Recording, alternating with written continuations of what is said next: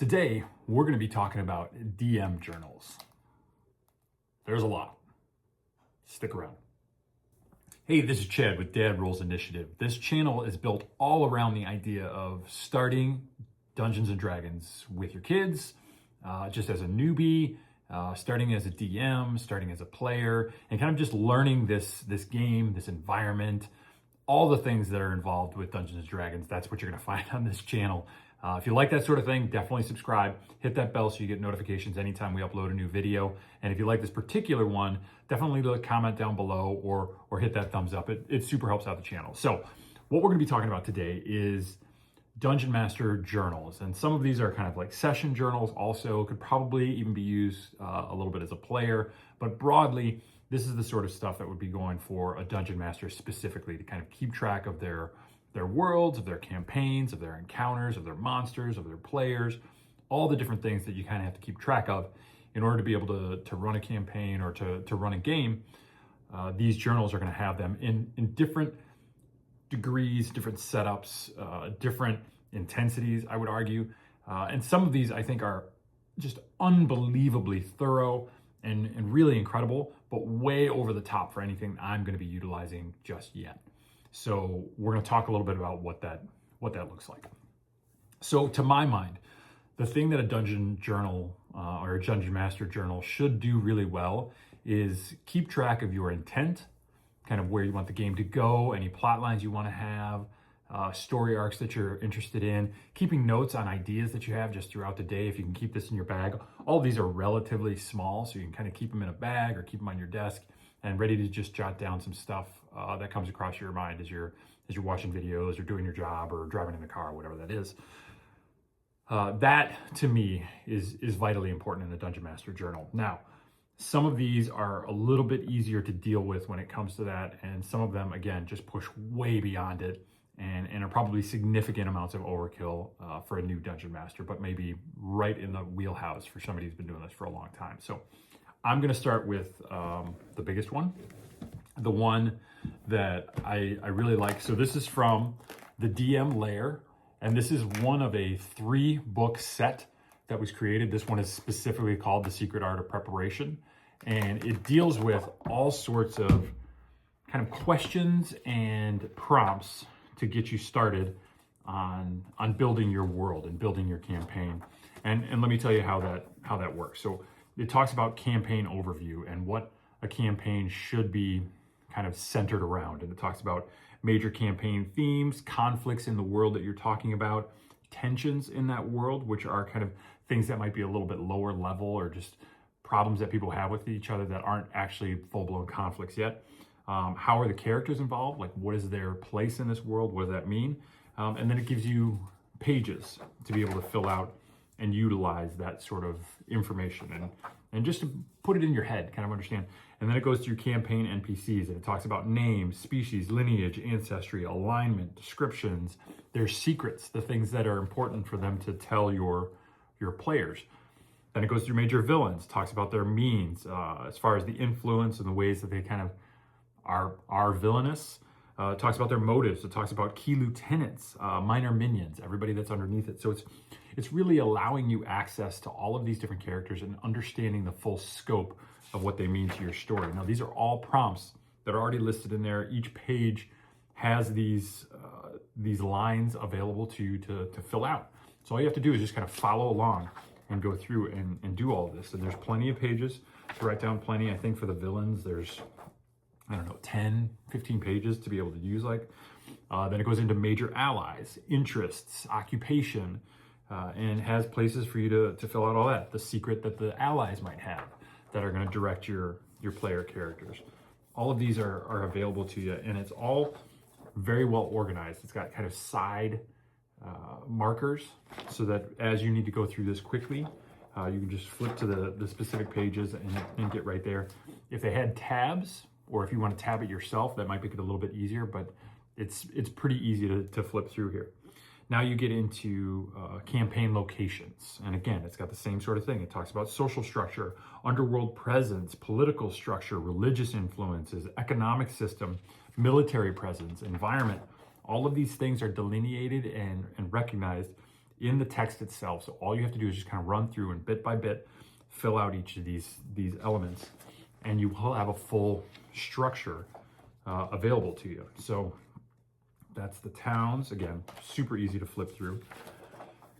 The next one is points of interest. Now, the points of interest talk about locations that may have something important to the plot or the campaign, or may simply be of regional importance. So it has a type of a point of interest, current ownership, description, and discoveries that they can make while they're there.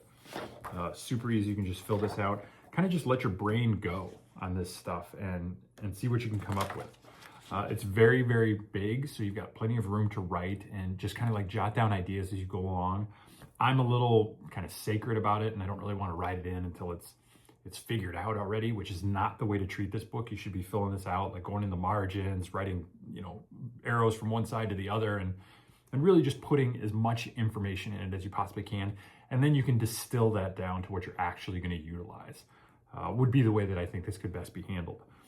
Then it goes to creating your adventure. So now you're finally to the point where you've created this whole world, you've created this whole identity, and now we're going to try and put something into it. We're going to try and put a story into it. So it talks about the concept for the adventure, any sort of cinematic twists that you're going to utilize in there. It talks about what levels, the antagonists that you're going to bring in, creatures that you're going to be using. And then it talks about the adventure background. So you can kind of go through and write that story about what's actually happening, that NPC that came forward and had lost something really special to them, and talks to the adventurers about going out on a hunt to find it along with them. And during the course of that, you find out that the special thing is actually stolen from a really important person in town, and whatever those things are, like all that can be written down in here. Then it goes into adventure specific NPCs. So any of those characters that you initially created before, you can now bring them in and talk about exactly how they pertain to this story. And then after you get all this, it talks about the conclusion and encounters that you can go through. So you can find ways to put all of these different pieces together and have the characters influence those circumstances and kind of what happens and what distills out of all of that information. And then you get into your actual adventure.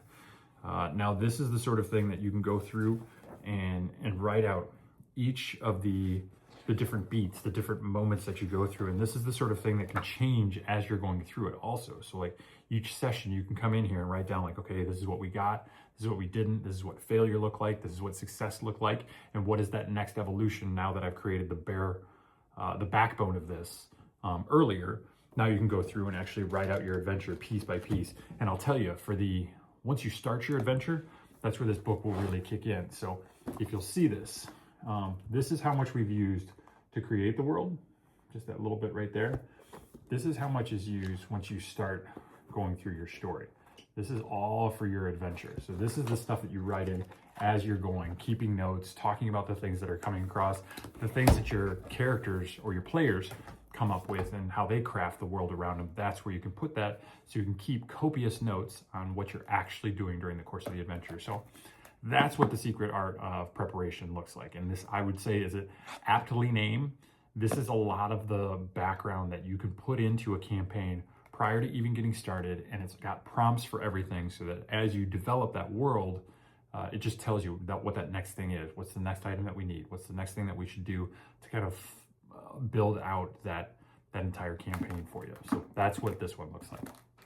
Next one we're going to talk about is the Dungeon Master's Campaign Journal. Now this one looks like it comes directly from Dungeons & Dragons. It's a really, really nice hardcover. It's got the same sort of imagery that you see on all the books and the manuals and all that sort of stuff. It's got a little band, so you can fold it over and keep the book closed if you want. It's just a nice book, and it's got a really cool like sheen on it. Great book. So once you get inside, same sort of thing. So it tells you how to use this book. It's got contents that specifically talk about running through player profiles. You've got an index in here. And so for the player profiles, it looks a little bit like a shortened up character sheet. So you got your character, your player, your class, your background, your level, your subclass, species, alignment. Then it starts getting into appearance, personality, motivations, story hooks, key items, key NPCs, expectations, concerns. So you can really dive deep into what this character is interested in and how specifically they're going to correspond to the story that you plan on telling. So all of that information can be kept right here in the initial pages of your campaign journal, or your Dungeon Master's Campaign Journal. Plenty of room for this. So like even if you don't have perfect player profiles right off the bat, there's plenty here to build out probably 10, 12 different players that can be part of your campaign. Then it gets into the campaign overview. And again, all of this is prompted. This isn't stuff you have to come up with on your own, but it starts with super simple prompts that help you build into this, that I would argue even a brand new person to this can work with. Like if you've seen movies, if you've been interested in TV shows, if you watch Lord of the Rings, or God forbid, Reddit, you would definitely be able to do this type of stuff. So it says, premise, what is the conflict at the heart of the campaign? Super simple, right? Two thieves fighting, two kings fighting, a father and a son get into a skirmish, and one destroys the empire that he has built. All of those different things. Start super, super small. Then it goes in for themes, like, for example, will the campaign highlight horror, humor, survival, romance, revenge, and so on? This is something you probably talked about with your friends before you even started the campaign, like kind of what do we want to do here? What do we want to get into? This is all seems like kind of session 0 type of stuff. Then it gets into the setting name, so your campaign overview again. Consider the status of the civilization, technology, magic, or the gods, and it just asks you to write at that point. So then we start getting into places in here, and it's really great because it talks about what you need to actually think about. So it goes, the following prompts are designed to help you create profiles for key locations in your campaign. And it talks about type. Are you creating a settlement? Examples include cities like Waterdeep, towns, villages, hamlets. Or are you creating singular locations such as a dungeon, forest, temple, or cavern? And then it goes through description, size, condition, climate, landscape, age, wealth. Is this place enclosed or open? Power, who governs or controls these areas? Who enforces that power? Consider the aristocratic values or rulers and how they compare to the mages and the pirates that control. Talks about history. How old is this location? What was there before? Resources, spaces, people, access, events, keywords. All of this stuff is prompted for you. So all you have to do is just kind of read through and start writing stuff down. And the cool thing is that, like, you can't be wrong. This is your place. Even if you build kind of contradictory elements, guess what? Therein is going to lie tension. If you build in contradictory elements, if you build in, a benevolent ruler and a enforcing class that is super strong and authoritarian, guess what? Bang, you've got your conflict there already built into it, because you've already built something that's a conflict. It's just beautiful how this stuff works out. So, and it's got plenty of opportunities here to write in places. So you don't have to be perfect with it. It's not like you get 3 and once you fill up those pages, you're kind of messed up and you can't do any more. There's plenty of room in here, so you can even have some errors and still have plenty of room to write down the stuff that's worth holding on to. Now we get into journeys, right? So like you've built your places, you've built your characters. Now where are we going with them? So it talks about a starting point. Where does this journey begin? It talks about a destination. What is the party heading for and why? Transport. What vehicles will they take? Will they need to entice a flying creature, or will they crew a sailing ship? Conditions. What is the terrain like? What is the weather like? Caverns, coastlines, deserts, forests, lakes, mountains, rivers. What weather phenomenon might they inquire? Will they be adventuring in frozen wastelands or scorching sands? Challenges. What wildlife or natural obstacles are they going to come across? Landmarks, people, right? So it talks all the way through the NPCs, but all of this is prompted. There's lines here for each part of this. And again, plenty of room to fill in a bunch of different journeys that are here. Now we get into the NPCs. Obviously, NPCs, you know this 1,000 times, right? Like, what are their motivations? What are they interested in? What secrets do they have? What do they look like? Where are they going to be based out of? Are they happy, sad? Are they friendly? Are they antagonistic? Whatever those things are. But it goes through here and prompts you. So like, what is their role? What is their personality, appearance, voice, motivation, keywords, things that somebody familiar with a person would use to describe themselves. So like real quick little kind of tricks to make them memorable for you or for your party. And it all goes in here. And then it even has little boxes if you need to fill out kind of their attributes, their strength, dexterity, constitution, intelligence, wisdom, and charisma. You can put it in here so you can build your own stat blocks just in case your party decides they're going to attack that little old lady who runs the tavern. It's already in here, ready to go, because they know that this is kind of how these things roll. So you can do this for all your non-player characters. And again, you've got 30 pages of non-player characters that you can go into. Then it starts talking about factions. How do these different NPCs group together?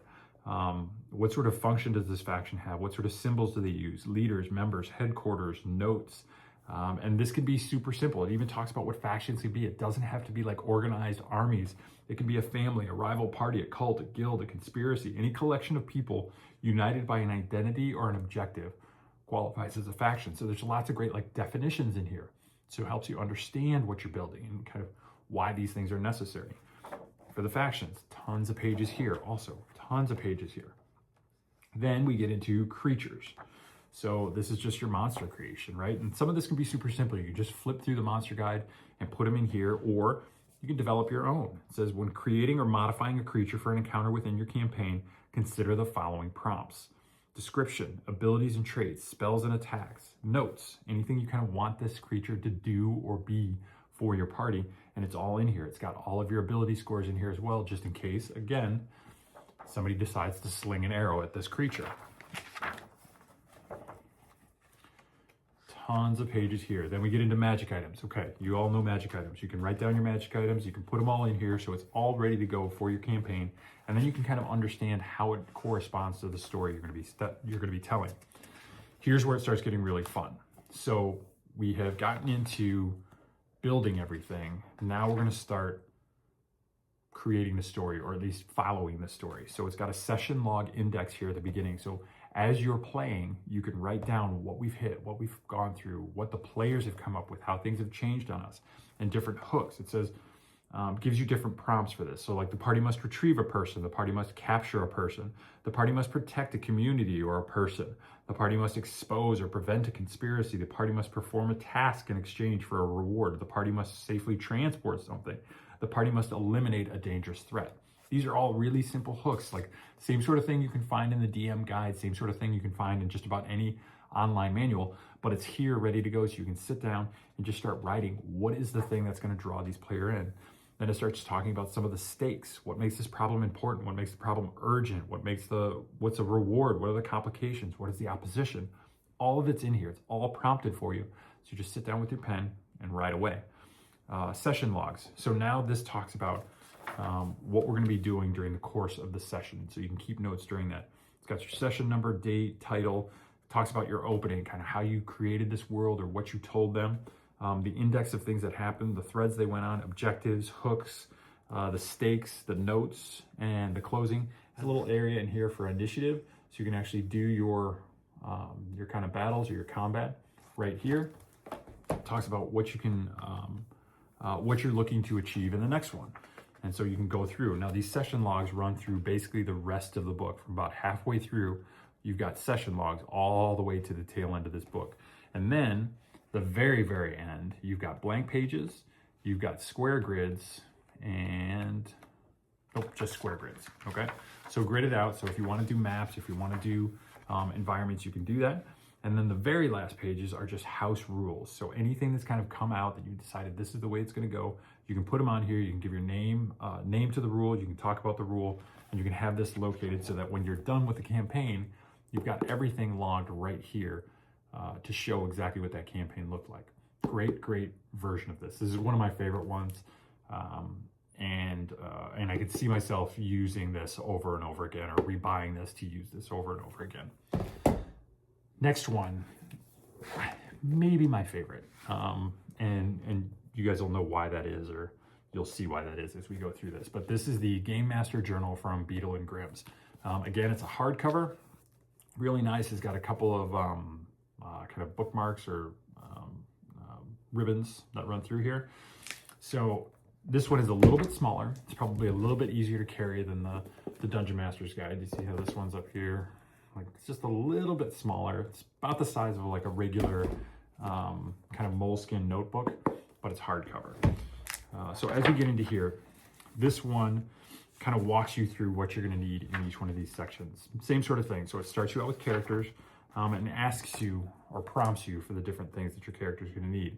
Character arcs and goals. It's got your character's name, backstory and connection notes, ideals, flaws, quirks, important stats, notable things they own, and notes on each character. So you can kind of flesh out these characters. I would argue this is a great session 0 thing to just kind of, as your players are introducing their characters, you can keep notes about the things that are going to be important as far as your game is concerned. Then it's got actual notes for session 0, kind of game synopsis and description, overall themes, rule modifications, story arcs and ideas from the players, character motivations, views on character death.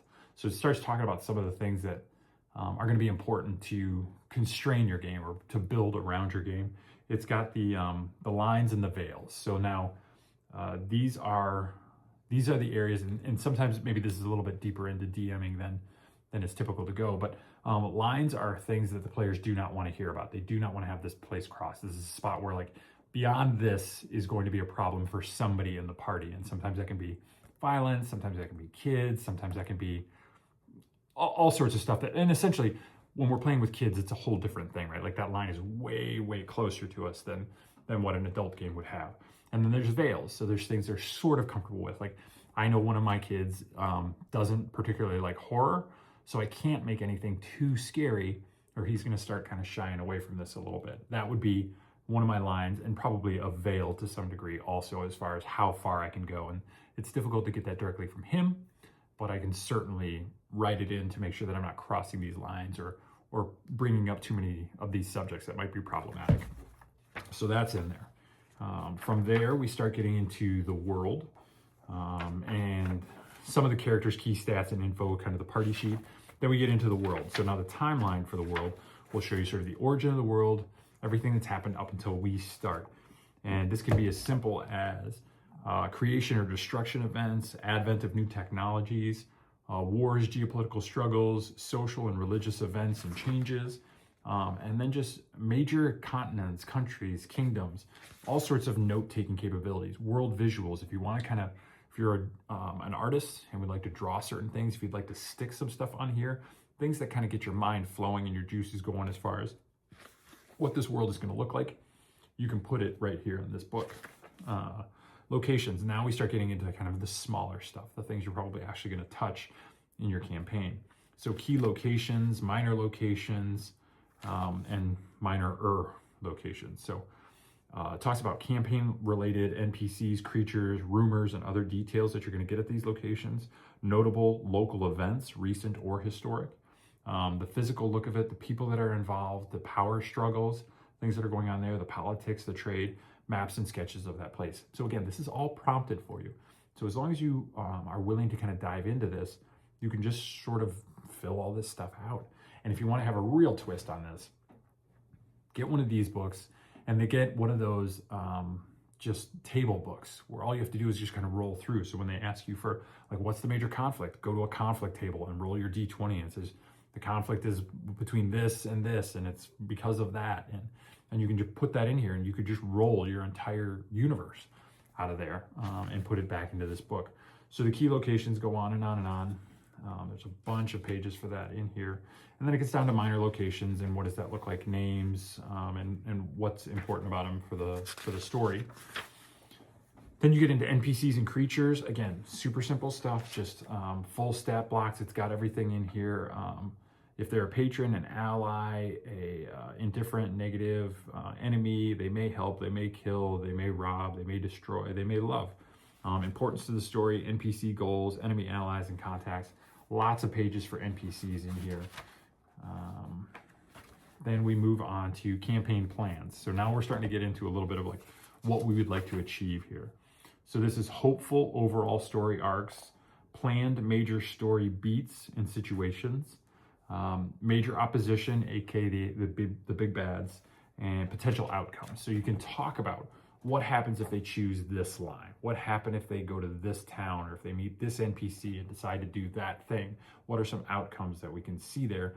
Basically just because that way, depending on what they choose, if it happens to be something that you've already thought of, you can have an arc or a goal to get to based off of that line. And it doesn't necessarily mean that's going to happen. Then it's got an overall outline out there. So if they do follow the trajectory that you're hoping for, this is where we could see it going. Encounters. So we have encounter plans, minor encounter notes, and these are super simple also, right? So description and premise, the hook, the opposition, the loot, the potential outcomes, and then notes about that, maps and sketches if you want to draw that out. But there's a bunch of pages here for the encounters that you can expect. Then we go into the game itself. Now this I think is where you're just starting to keep notes on what happens. Again, this is the largest section of the book. So it goes through session logs, summary of the relevant game moments, the session plan, locations visited, NPC characters encountered, accomplishments, moments, mistakes to use later, loot claimed, player and XP log. That's something I really like about this one, is it keeps track of what's going on with your players during the course of this as well, or at least it's prompted specifically in here. So that's an opportunity, and there's a bunch of pages to do this, but basically just kind of keeps track of where you are compared to your plan and compared to the reality of what the game's actually doing. And then you've got your full campaign recap here, most memorable moments, how it went overall, dangling plot lines, biggest PC wins, biggest PC fails, things that everybody kind of wants to remember, best quotes, moments to remember. This is really fun because this sort of memorializes the campaign when you're all done. This feels like the sort of thing that you could check back into a couple of years later when the whole party's together, maybe around drinks or something, and say like, oh man, do you remember this time when he did that? This is the thing that he said when he met that guy, or whatever that is. And maybe even really great when you're playing with your kids, you have the opportunity maybe in a few years to go back and be like, oh, do you remember that night that you did this thing and you had that, you won and you said this thing to your brother about whatever.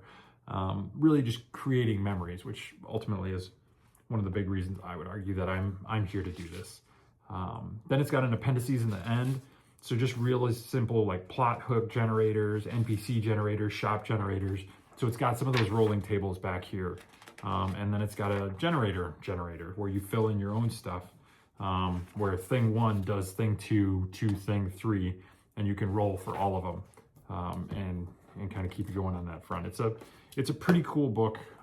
This one I would argue is a little bit less, takes itself a little bit less seriously.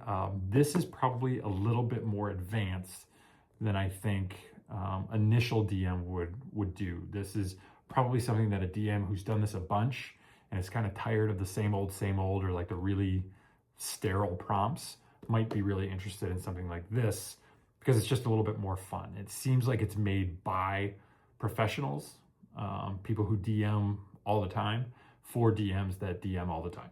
So that's what this one feels like. It's kind of in that wheelhouse for.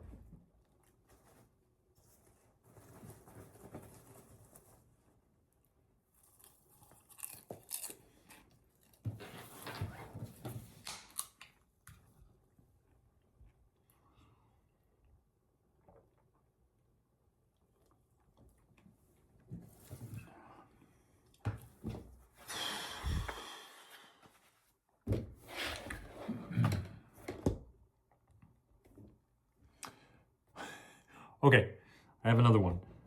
The Quest Notebook for Game Masters. This is from Roll and Play Press, and it's a hardcover, but it's spiral bound. So this one opens completely, and this is actually one I really like.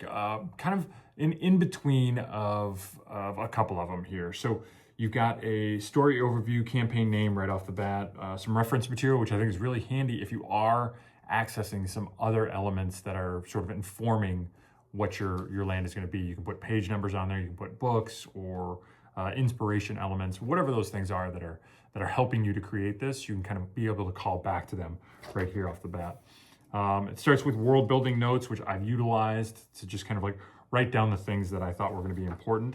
I would argue that maybe there should be more of those, because it's really only 2 pages. It's a kind of a front and a back of 2 pages for world building notes.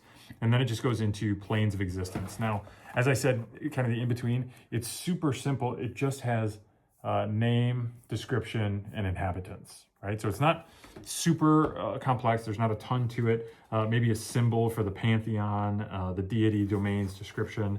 It goes into territories, name, capital, government, language. So, but really small elements of it. So you can just kind of write down images of it. You can just sort of write down vagaries of it, real simple stuff that you can utilize and then call back to. Same thing when it comes to settlements. We're talking about like this much text there, just name, location, architecture, description, concerns, leader, size, wealth, nothing real crazy. Landmarks, also super small. Goes into factions, non-player characters, has a few different options there. Monsters, let's call it 10 different monsters that you can utilize there. House rules, things like that. And then it gets into just notes for each session. So there's, once you get to, let's call it page, like maybe 15 to 20, it just goes into pages that look like this. So it's just game notes at that point, and essentially a blank page for you to write down what happened, any sort of footnotes that are necessary, allows you some cross-referencing capability, but really it's pretty limited. The back has some grids, both hex and square, and some options to fill in player characters with a little bit of backstory, their name, subclass, and a real high-level type information about them. But basically, this is largely just a notebook. So you can scribble down a few things. It's not going to help you create anything. It doesn't have prompts that help you to kind of understand what these things are or how they relate to each other. It's just a notebook. And sometimes that's enough, right? So if you're looking for something more to just kind of keep track of the ideas that you have and keep track of what's going on in your sessions and what the different large scale elements are of your campaign that you've created somewhere else, this is really good to do it. And I'll tell you, the fact that it opens wide, that it's spiral bound, is super helpful behind the screen to be able to jot down notes and not have it kind of like close up on you or to have a book on top of it to keep it open. This is a thoughtful note-taking device, but that's about all it is. It's not going to help you create the campaign. It's not going to help you create the world at all because there's no prompts, there's no questions in here that help you to develop those aspects. Now, I think we're getting down to probably the more practical stuff here. So this one is from 1985 Games. This comes with session notes and a DM guide. Unfortunately, I don't think I have the DM guide with me, but this is a paperback one. It comes in a series, so you get a few of these all in one shot. I think it's $20 for the whole thing, but it has the same sort of prompts, a little bit less of them. And then it just talks about kind of player references, but it's very simple, like name, max hit points, passive perception, and armor class. That's it. So there's not a whole lot more to get into that, but this is just to kind of really run it. It's got your creature characters, and it's got their ability, their stat blocks and stuff, their hit points, some of their attacks and their skills, and that's it. Then it goes into session maps, session notes, and same sort of thing, like kind of your bullet points from the session, what you wanted to do, what your campaign is looking to create or craft or show, a couple of plot lines, some of your NPCs, but it's super limited and really quick, kind of like just on the fly. This is the sort of thing that you could fill out on your travels if you commute in and out of work. This is great. If you want to keep this in your pocket as opposed to in a bag or at home or on your desk, this is small enough that you can actually do that and just write down notes. Like, to me, this is a really great starting point for a simple and small campaign, especially if you're running it with your kids. This is a great option for you to get down a lot of those real trace elements. Like, if you're not going to be filling out this massive world that needs to be colorized all the way through, you just need a couple of hit points, this is a great option for you. Plus, it gets you in a lot cheaper than these previous ones that we've talked about, with a lot less work, because it's just kind of a simpler thing. Still a bunch of prompts, still kind of leads you through it, but it just seems a lot simpler. So that's a great option, something you can get on Amazon, again, pretty cheap. The last one, and at this point, I think maybe my favorite one, is done by Field Notes. So again, this comes in a set. So you get 2 of the encounter and monster ones, and 1 of the Game Master journals here. So this is the Game Master journal, and let me just kind of walk you through what this looks like. So campaign notes, synopsis and description, and your players. But unlike the previous ones where like that's pages and pages and pages of stuff, this is just in one page. So it goes right here. It's got your campaign name, description of the campaign, synopsis, and then your players. So it's all right there on that first page. Then you go into inspirations, and it's just a gridded page. So you can draw something, you can write something. It's got some house rules. It's like a single page world overview. Check this out. This is how it's different, and this is why I think this might actually work better for somebody who's just starting. So right here, that's it. That's your world overview right there. It's not pages and pages. It's not massive prompts. It's just here. What do you have? Like, what are you looking at right there? Then it talks about principles. And again, it's just a half a page. Principles from here down. Principles. Core assumptions and genres. Kind of what do you want to do? Are you doing horror? Are you doing high fantasy? Are we doing a mechanized adventure on a steampunk airship type of thing? It's all in there. Then you get into your multiverse, but again, it's just dotted pages. This is not a bunch of prompts. It's not all sorts of information. It's like whatever you want to fill out, you fill out, and you can kind of get started on there. Then it goes into major pantheons. So it talks about the deities, the symbols, the dimensions, and the alignment. Again, most of this stuff probably doesn't need to be filled out, doesn't need to be done. A calendar, I think that's for the actual gameplay that's in there, but there's not a lot to this, right? Like this is a super bare bones version of it. It's got hex grids for maps, and then you start getting into your major kingdoms. So it asks for a description, the citizenry, the age, the capital, the rules, the official language, history, notes, and then minor kingdoms. So major kingdoms, minor kingdoms. It's very, very simple. Settlement locations. And again, it's just a settlement location can be a few lines of text. There's nothing to it. It's really, really, really simple. Bunch of pages for settlement locations. Key NPCs. Here, again, instead of pages and pages of motivation, it's just this. That's your key NPC right there. One little block, talks about a few things. So you get species and class, mannerisms, ideals, flaws, goals, methods, useful knowledge, occupation, personality, bond, AC, hit points, ally, enemy, other. But that's it. That's what you need to know for the key NPCs. So you go through there, secondary NPCs. You get into your player characters about halfway through. So we're 34 pages in and we're just starting to get to our player characters. But again, same sort of thing. It's very, very simple one-page design, not a bunch of extra stuff, not an added fluff on here. Minor factions, major factions, key monsters. The key monsters block is this big. It says name, description, allies, location, alignment, CR, and lair or legendary. That's it. There's nothing to it.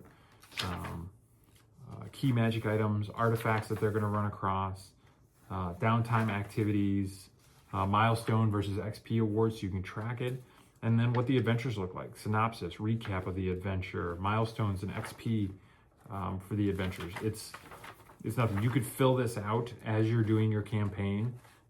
Very, very easy. It's got a place in the back for random tables that you can just create on your own, but not much there. And then it's got like kind of a little notes section on the back. So it lists things you can do during the course of combat, alignment block, abilities and scores, tavern name generator. So just kind of like a little notebook there of things. Then you go over to the monster guide and the encounter journal. Same sort of thing. So your monster guide's a little bit more beefy. It actually has you build out monsters with visuals and skills and languages, vulnerabilities, immunities. It's got your full stat block in there and everything if you want to really build your monsters. And it gives you tips on how to do that as well, what it takes to describe your monster, what it takes to create your monster. And then it does the same thing with the encounter design, right? Like you can draw a map, you can talk about what you're trying to achieve, what the synopsis, the present premise is, the location site, the hook, the wrinkle, the special effect, the notes, the treasure that's there, the records, the motives, the goals, all those different things. So you can just, again, it's prompts, but it's prompts of a single word. So it's not going to get into the really in-depth kind of like, well, what does this faction have to do with another faction that took this thing away from it, right? Where like, well, now you got to really start thinking. You got to really get into that story. This is much, much simpler, much, much smaller. And again, it's also something that fits in your pocket. So you can just carry it with you, jot down a few notes. If you're running a simple game, as we are generally with our kids, this to me is a really good place to start. If you've never had a DM journal before, instead of buying 7 of them that most are going to sit on your shelf because they're just way too involved, go spend the 10, 20 bucks and get this to start.